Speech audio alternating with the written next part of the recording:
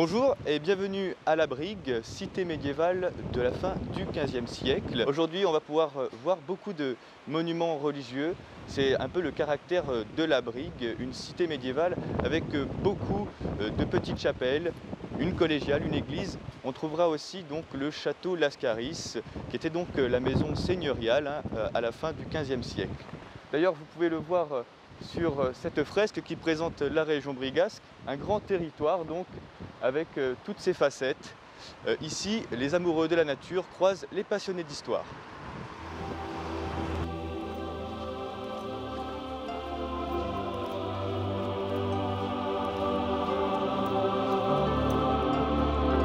Nous voici devant la collégiale Saint-Martin, Saint-Martin étant le saint patron de la Brigue.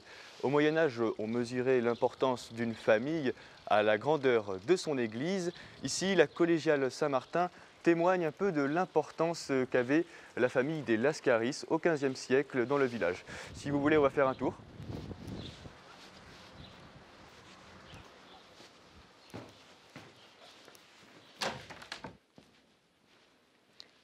Donc la taille de la collégiale nous indique un peu la ferveur qu'avaient les brigasques pour ce qui est des croyances religieuses.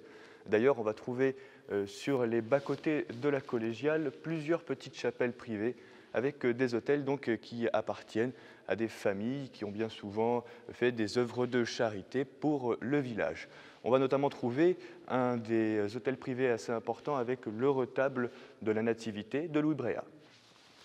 Donc nous voici devant l'hôtel des Lascaris Alberti. On voit d'ailleurs le blason avec les chaînes croisées sur le bas de l'hôtel. Et la partie au-dessus, on va voir un retable qui est donc le retable de la Nativité du peintre primitif niçois Louis Bréa. Je vous invite à bien l'observer pour pouvoir faire un petit comparatif avec la Nativité de Canavesio à la chapelle Notre-Dame des Fontaines. Ici, ce retable est daté de 1514.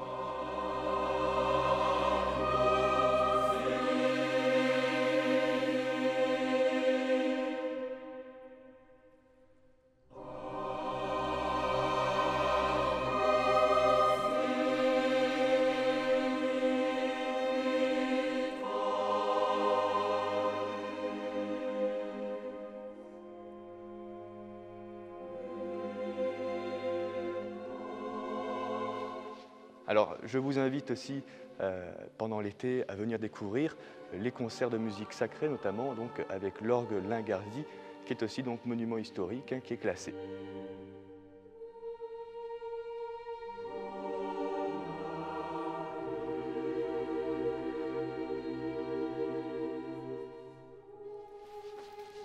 Alors, une collégiale, ce n'est pas une cathédrale, ça induit qu'on a un collège de chanoines qui officie dans la collégiale. Ça induit aussi que c'est le seigneur local qui finance ce collège de chanoines. Ici, bien entendu, c'est Lascaris.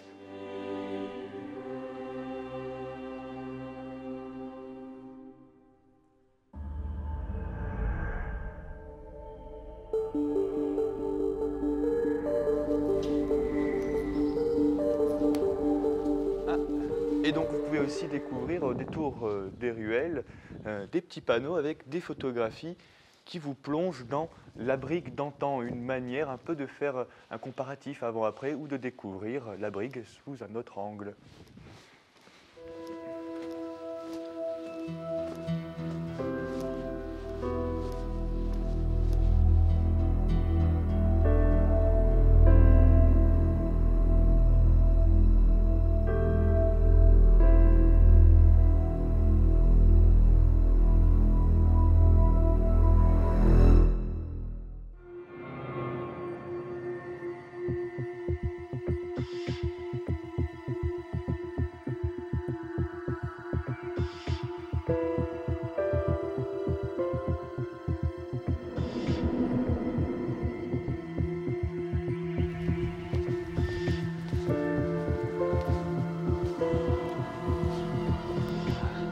Bonjour. Ce château se place comme un péage sur les autoroutes du Moyen-Âge. Ici, nous sommes sur une parallèle de la route du sel. Dans un second temps, ça permet aussi donc aux seigneurs locaux, les Lascaris d'Abriga, de revendiquer une certaine autonomie au XVe siècle.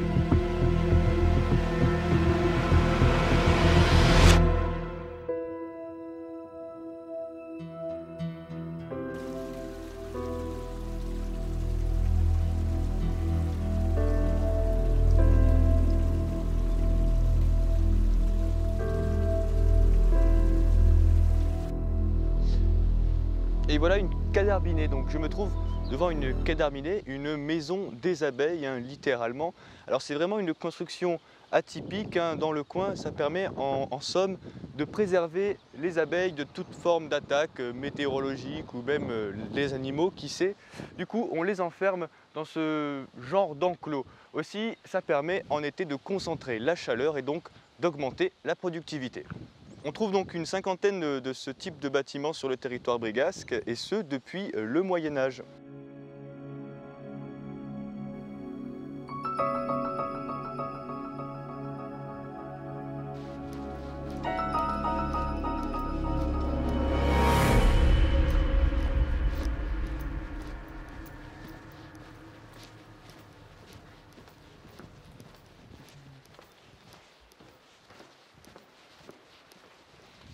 Ah ben, nous voici devant justement un linteau qui est assez représentatif de ce qu'on pouvait trouver donc, au XVe et XVIe siècle. Alors, au Moyen-Âge, hein, les linteaux, c'est un peu les Facebook, hein, du Moyen-Âge. Si vous voulez, on va retrouver plusieurs informations, les statuts sociaux, le travail de la personne qui habite dans la maison. Pour le coup, ici, on va retrouver la main d'un religieux, donc pour éclairer, pour donner la lumière et toute sa portée symbolique. L'aigle bicéphale, l'emblème des Lascaris. On va retrouver au-dessus les outils du tailleur de pierre, on est sans doute chez un tailleur de pierre, et la signature donc de l'artiste sur la partie droite.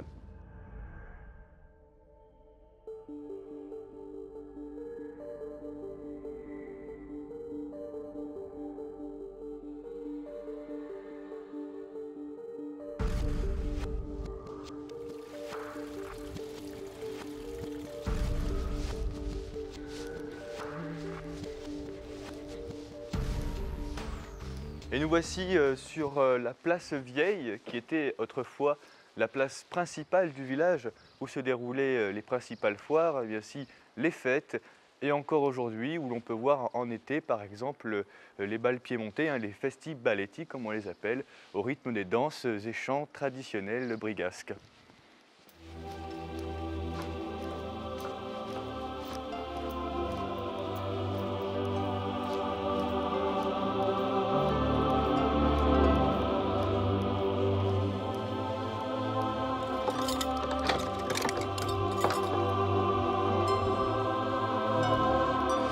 Voici dans une chapelle de pénitents, les pénitents blancs de la Brigue. Alors actuellement, elle est en restauration et sera prochainement ouverte, hein, pour les visiteurs. Sachez d'ailleurs qu'une confrérie a été réactivée dernièrement à la Brigue. Donc les pénitents blancs, c'était les personnes qui s'occupaient, qui œuvraient pour les œuvres de charité. De manière générale, c'est un peu comme les Restos du Cœur d'aujourd'hui.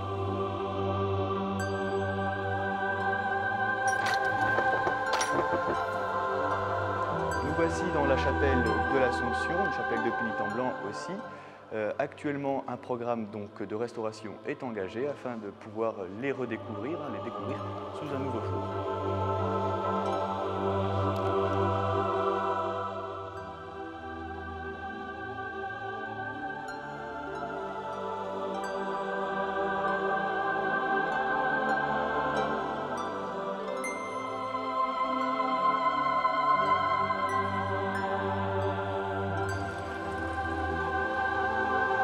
Nous allons aussi découvrir le musée du patrimoine.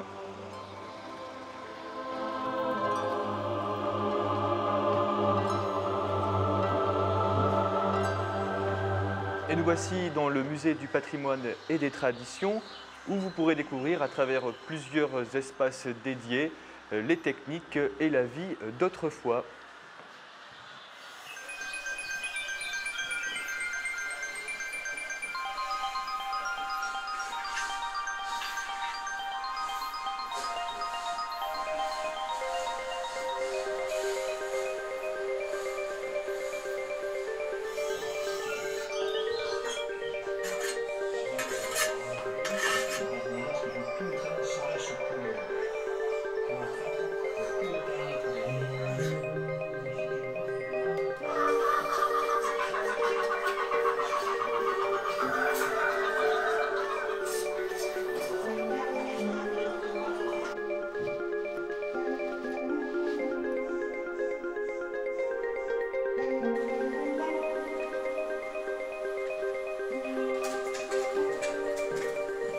Ah, nous étions donc au rez-de-chaussée avec la vie dans les champs et nous voici maintenant dans l'intimité de la vie des Brigasques.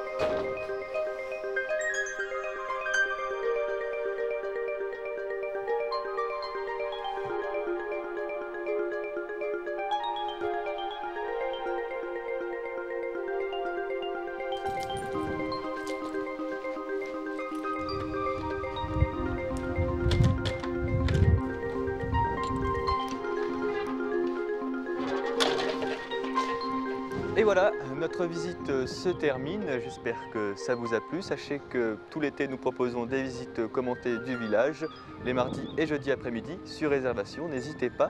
Vous pouvez aussi terminer, pourquoi pas, sur une visite du musée du patrimoine et des traditions brigasques.